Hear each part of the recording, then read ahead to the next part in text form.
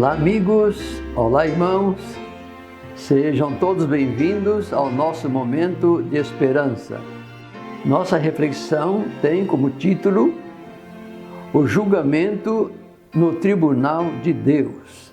Por se tratar de um assunto que eu creio que seja do interesse de muitas pessoas, eu peço a vocês que compartilhem esse vídeo com os seus amigos. O texto bíblico para a leitura está no livro do Apocalipse, no capítulo 20. Vamos ler do verso 11 ao 13. E vi um grande trono branco, e o que estava sentado sobre ele, de cuja presença fugiu a terra e o céu, e não se achou lugar para eles. E vi os mortos, pequenos e grandes, que estavam diante de Deus. E abriram-se os livros, e abriu-se outro livro, que é o da vida. E os mortos foram julgados pelas coisas que estavam escritas nos livros, segundo as suas obras. E deu o mar os mortos que nele havia, e a morte e o inferno deram os mortos que neles havia. E foram julgados cada um segundo as suas obras. Meus amigos, esse texto bíblico nos fala da visão que o apóstolo João teve do dia do juízo divino. João contemplou uma cena impressionante. Ele viu todos os mortos de todos os tempos.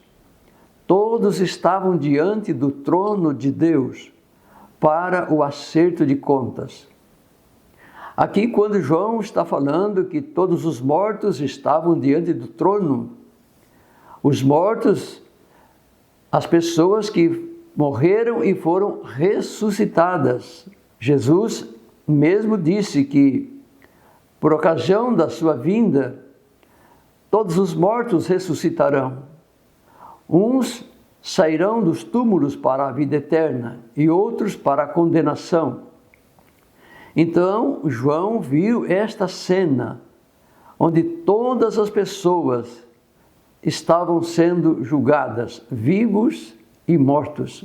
Quanto ao dia do juízo, o apóstolo Paulo também escreveu em 2 Timóteo, no capítulo 4 e no verso 1, ele diz que os vivos e os mortos ressuscitados estarão diante do trono de Deus para serem julgados. Eu penso que João ficou impressionado com esta cena do juízo, porque todas as pessoas estavam cara a cara diante do seu Criador para o acerto de contas. Hoje em dia, meus amigos, tudo parece transcorrer normalmente. As pessoas acordam, o sol nasce e todos saem para o seu trabalho, sem se importar com o que vai acontecer no futuro.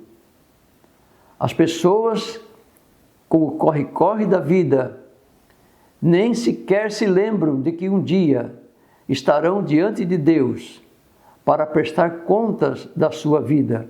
Leiam comigo o que está escrito também na Palavra de Deus, no livro de 2 Coríntios, no capítulo 5 e no verso 10. Porque todos devemos comparecer ante o tribunal de Cristo, para que cada um receba, segundo o que tiver feito, por meio do corpo, ou o bem ou o mal. As profecias bíblicas que falam sobre o fim do mundo e sobre a volta de Jesus, nos revelam que o nosso mundo está caminhando para o seu final, que é a destruição. Todos os dias, meus amigos e meus irmãos, nós como pecadores, cometemos pecados voluntariamente ou involuntariamente. E quanto a isso, eu digo que há pessoas que pecam voluntariamente. Pecam porque gostam de pecar, gostam de afrontar o Deus Criador dos céus e da terra. Mas há aqueles que pecam inconscientemente, O que nós precisamos fazer é reconhecer que somos maus e pecadores e pedir perdão a Jesus. Foi por isso que Jesus morreu na cruz do Calvário. Foi para perdoar os nossos pecados que nós cometemos. E a salvação nada mais é do que reconhecer que somos pecadores e precisamos do perdão de Deus. E assim então entregamos a nossa vida a Jesus, pedindo que Ele nos dirija para fazermos as coisas conforme a vontade de Deus. E quando falamos sobre pecadores, sobre pecados, nós percebemos que em nosso mundo há muitas pessoas que se tornam profissionais no pecado. Mas a boa notícia que o Evangelho nos dá, meus amigos e meus irmãos, é que hoje, enquanto a porta da graça está aberta, Jesus Cristo está intercedendo pelos pecadores que se arrependem dos seus pecados. Além de arrepender dos pecados, nós, como pecadores, precisamos desejar mudar de vida, ou seja, sermos perdoados e não pecar mais, e não cometer mais o mesmo pecado. O sacrifício que Jesus Cristo fez na cruz do Calvário foi para pagar todos os nossos pecados. E eu quero dizer que o sacrifício de Jesus é suficiente para perdoar, para transformar o mais vil pecador. Não importa o tamanho do pecado, o grau de pecado que o pecador comete, a graça de Deus é suficiente, é capaz para perdoar e salvar todos aqueles que se voltam a Deus em busca do perdão, em busca da salvação.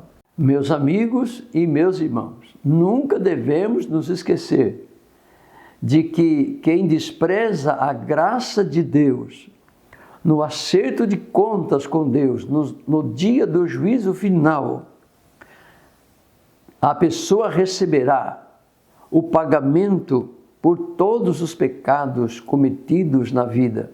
Quanto a isso, a Bíblia diz: o salário do pecado é a morte. A morte a qual esse texto se refere é a morte eterna. É a condenação depois do juízo final. Outra coisa, quanto ao juízo de Deus, nós temos que ter em mente que o juízo que Deus fará será de forma individual e pública, para que todo o universo reconheça que Deus é amor e é justiça. E para terminar, eu quero dizer para você, meu amigo e minha amiga, que se porventura você estiver sofrendo por causa de alguma injustiça, eu peço que você coloque a sua vida e o seu caso nas mãos de Deus e confie em Deus. Tenha paciência e espere pelo dia da manifestação da justiça de Deus, que acontecerá por ocasião da segunda volta de Jesus. No dia da volta de Jesus, todas as coisas serão esclarecidas. Os que forem salvos subirão para o céu, e os que forem condenados serão destruídos. Que Deus nos abençoe e nos ajude a permanecer no caminho da verdade, ao lado de Deus. Amém. E agora eu te convido para orarmos a Deus. Aí onde você está, feche os olhos e me acompanhe nesta oração. Nosso Deus, querido Pai Celestial, obrigado, Senhor, pela salvação que o Senhor nos oferece através do sacrifício de Jesus Cristo. Senhor, perdoa todos os nossos pecados. Tenha misericórdia de nós, pecadores. Nós aprendemos que a Tua Palavra nos ensina e nos avisa do dia do juízo final, quando toda a humanidade estará diante do Seu trono para serem julgadas por tudo aquilo que fizeram nesse mundo. Obrigado, Senhor, porque o sangue de Jesus é suficiente para nos lavar de todo pecado, purificar toda nossa injustiça e nos dar o direito à vida eterna. Querido Pai, toma conta da nossa vida, nos ajude a andar em Teus caminhos e nos preparar para a volta de Jesus. Abençoa os nossos amigos, os nossos irmãos que têm nos acompanhado nos estudos de Tua Palavra.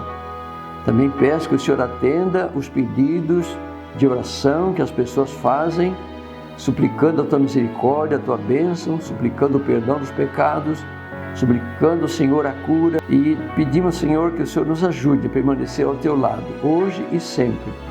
É o que nós Te pedimos e Te agradecemos, no nome do Senhor Jesus. Amém.